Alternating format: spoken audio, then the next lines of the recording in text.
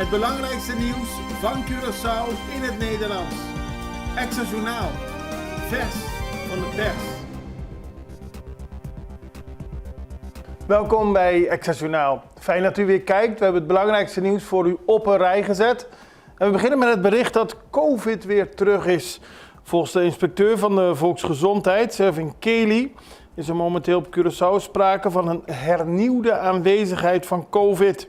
Het virus is gemuteerd en kent een andere samenstelling met minder ernstige symptomen dan het oorspronkelijke COVID-19 van 5 jaar geleden, maar is toch besmettelijker.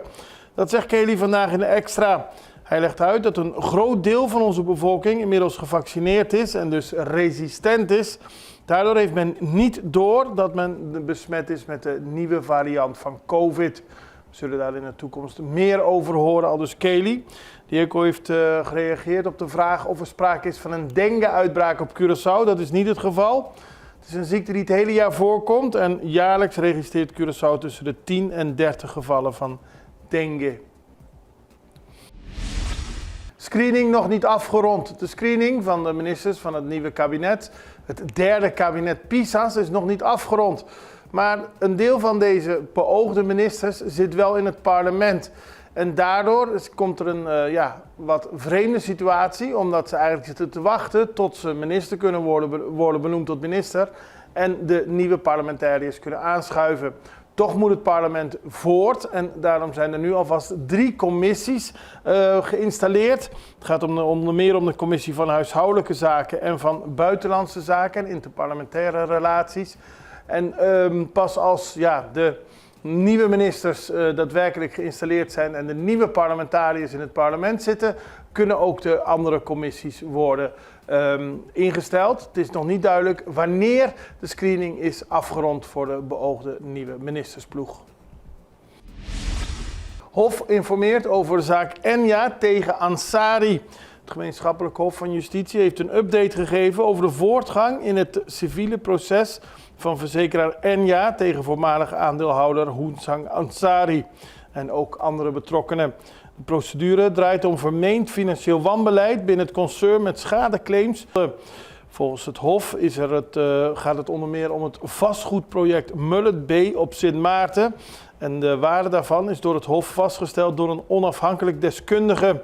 Het gaat om Greg Beckers van Colliers in Amerika. Hij is als deskundige benoemd en heeft dit jaar ter plaatse onderzoek uitgevoerd. In april leverde hij een conceptversie van zijn rapport. Het definitieve rapport wordt binnenkort verwacht. Dus de zaak is, dat heeft het Hof eigenlijk gezegd, lopende. Er worden stappen gezet, maar het schriftelijke debat zal pas in het najaar van 2025 kunnen worden afgerond. Daarna wordt bepaald of er een laatste pleidooi nodig is en dan een eindoordeel. Dus het is nog steeds een zaak van lange adem, maar er worden stappen gezet. En het Hof zegt dat omdat er natuurlijk veel aandacht is geweest tegen de zaak tussen Enya en Ansari. Maar het Hof wil wel laten weten dat er gewerkt wordt aan de zaak. Politie moet ingrijpen bij relationele ruzie. De politie moest gisteren naar de Vondelstraat om te reageren op een geval van een ruzie tussen een ex-koppel. Bij aankomst begrepen de politieeenheden dat de vrouw opzettelijk met haar auto tegen de auto van haar ex-partner was aangereden. Daarna ontstond er een gevecht tussen de twee. De politie heeft beide partijen aangesproken en zowel de man als de vrouw werden gearresteerd. Ook forensisch was ter plaatse om het incident op een correcte manier vast te leggen.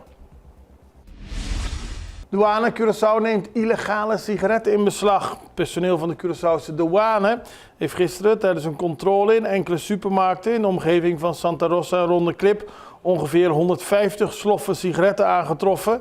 En voor de kenners, dat zijn zo'n 1500 pakjes sigaretten, waarover dus geen belasting wordt betaald. De douane heeft alle sloffen sigaretten in beslag genomen en heeft een verder onderzoek ingesteld. Cooper reikt bouwvergunning uit. De minister van Verkeer, Vervoer en Ruimtelijke Planning, Charles Cooper, heeft een officiële bouwvergunning uitgereikt aan een ambitieus project. Dat heet nu Terra Adora en het is een hoogwaardig eco-resort. Dat zal ontwikkeld worden rond het strand van Cas Abau. Het project omvat een resort met 120 kamers en 50 exclusieve villa's op een terrein van in totaal 33 hectare. Het is een groot project en er is meer dan 140 miljoen Amerikaanse dollar mee genoemd. Het gaat om een hoteloperator met een gerenommeerde naam en die zal binnenkort bekend worden gemaakt. Chabot wil een grotere rol voor het bedrijfsleven. Het bedrijfsleven moet een grotere rol krijgen in de samenwerking met de Caribische eilanden en landen in het Koninkrijk. Dat heeft de staatssecretaris voor Koninkrijksrelaties, Zsolt Szabó, geschreven aan de Tweede Kamer. Lokaal ondernemerschap wordt gestimuleerd door geld van het Rijk en lokale private partijen moeten samen worden gebracht. Deze nieuwe aanpak wordt nu als eerste ingezet met 24 miljoen euro die het Nederlandse kabinet beschikbaar heeft gesteld voor de productie van vers voedsel.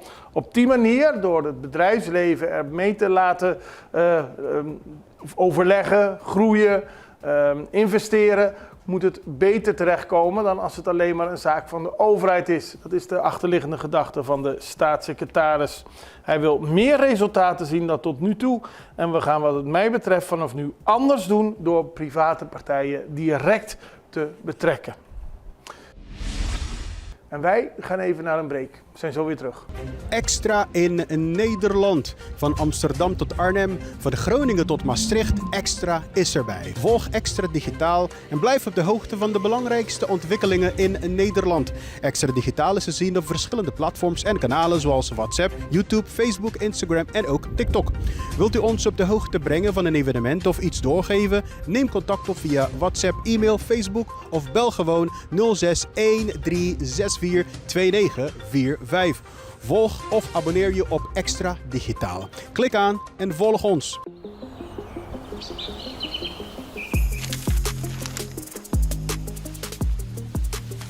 Welkom op Curaçao, een van de mooiste eilanden in de Caribiën. Een ware parel. En het is een eiland waar je van heel veel zaken kunt genieten. Van de natuur, van de zee, van het eten, van de mensen en zoveel meer. Curaçao is een eiland waar heel veel gebeurt op het gebied van politiek, cultuur, sport en zoveel meer. Een Extra Journaal brengt het belangrijkste nieuws van Curaçao. Maar we hebben ook aandacht voor al het nieuws op Bonaire en Aruba en op de bovenwinden, Saba, Sint Maarten en Sint Eustatius. En we belichten al het nieuws van alle kanten. Het nieuws is duidelijk, actueel en vers van de pers. Extra Journaal, elke werkdag op Salto. Op Curaçao zijn we de hele dag bezig met het maken van Extra Journaal. Volg ons op je favoriete Amsterdamse zender, Tauro.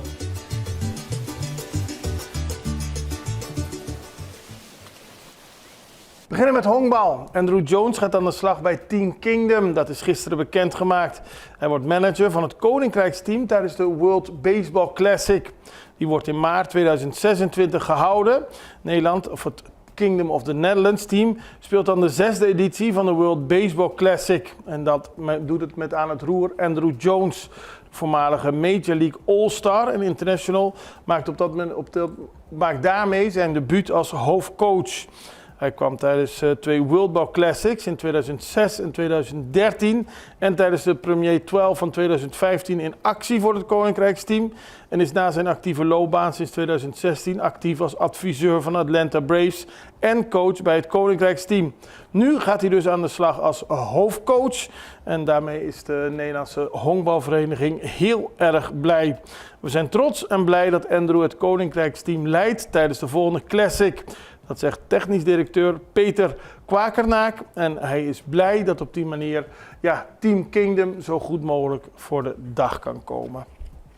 Dan gaan we naar Sint Maarten, want daar is zorgen over het geweld onder jongeren op het eiland. En dat heeft allemaal te maken met een onderzoek dat is verricht naar geweld op Sint Maarten, om het even eenvoudig te zeggen. En daaruit blijkt dat steeds meer jongeren op Sint Maarten op steeds jongere leeftijd betrokken raken bij steeds gewelddadiger misdrijven. Dat stelt de Raad voor de Rechtshandhaving in het rapport De Staat van de Rechtshandhaving in Sint Maarten 2024. In veel gevallen zijn de thuisomgeving en de school een onveilige plek om op te groeien. Onderzoeken hebben aangetoond dat geweld, misbruik, uitbuiting en verwaarlozing problemen zijn waar met name jongeren en vrouwen op Sint Maarten mee te maken hebben. Er heerst op het eiland een cultuur waarin het gebruik van geweld, het plegen van delicten en het gebruik van softdrugs eerder regel dan uitzondering is. En dat zijn alarmerende woorden. Het heeft natuurlijk ook te maken met het feit dat er op Sint Maarten veel sprake is van geweld, vuurwapengeweld. Daar is de politie hard mee bezig om dat tegen te gaan. Maar het rapport geeft aan dat steeds meer jongeren ook in de ban zijn geraakt van de criminaliteit. Dan gaan we naar de bevolking van de BES-eilanden, want die blijft groeien. Op 1 januari 2025 telde Caribisch Nederland bijna 32.000 inwoners. En dat zijn er ruim 1500 meer dan een jaar eerder. Een groei van ongeveer 5% dus. De toename komt voor een groot deel doordat de bevolking op Bonaire groeide, voornamelijk door migratie. Ook op Sint-Eustatius en Saba nam het aantal inwoners toe door migratie. Op alle eilanden zijn in het afgelopen jaar meer mensen komen wonen die elders zijn geboren. In Bonaire wordt er gekeken naar vooral mensen uit Europees Nederland, Colombia, Curaçao en de Dominicaanse Republiek. Maar in Sint-Eustatius gaat het ook om mensen die geboren zijn op Curaçao en in de Verenigde Staten. Op Saba gaat het om mensen die ook in Europees Nederland zijn geboren, maar bijvoorbeeld ook op Sint Maarten en Suriname. Alle eilanden kennen een groei en er wordt ook verwacht dat mede door de migratie die groei alleen maar verder zal toenemen in de komende jaren. Dan gaan we naar internationaal nieuws, want gisteren heeft Venezuela bekendgemaakt dat ze alle vluchten tussen Colombia en Venezuela per direct stopzetten. Dat heeft de minister van Binnenlandse Zaken, Diosdado Cabello, gemeld. Hij zegt dat er mogelijk huurlingen komen uit Colombia. En dat heeft weer te maken met de parlementsverkiezingen op zondag 25 mei. Het gaat om lokale en om parlementsverkiezingen. Er zijn ook inmiddels al 38 mensen opgepakt, onder wie 17 buitenlanders. Maar het besluit heeft grote gevolgen voor de passagiers. Persbureau AFP sprak met mensen die klaar zaten voor een vlucht van Bogota naar Caracas.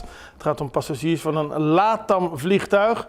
En die zijn niet te spreken over het feit dat ze niet op de hoogte zijn gesteld van de beslissing. Dat ze niet weten wat er nu moet gaan gebeuren en dat ze daarmee eigenlijk vastzaten op de luchthaven. Dat ziet u op de beelden van AFP. Het is ook onduidelijk wanneer de vluchten weer hervat worden. Blijf het allemaal voor u in de gaten houden. Al het nieuws hier op Curaçao en in de regio. En we hopen dat u ook blijft kijken. Morgen zijn we er weer en ik hoop u ook. Tot ziens!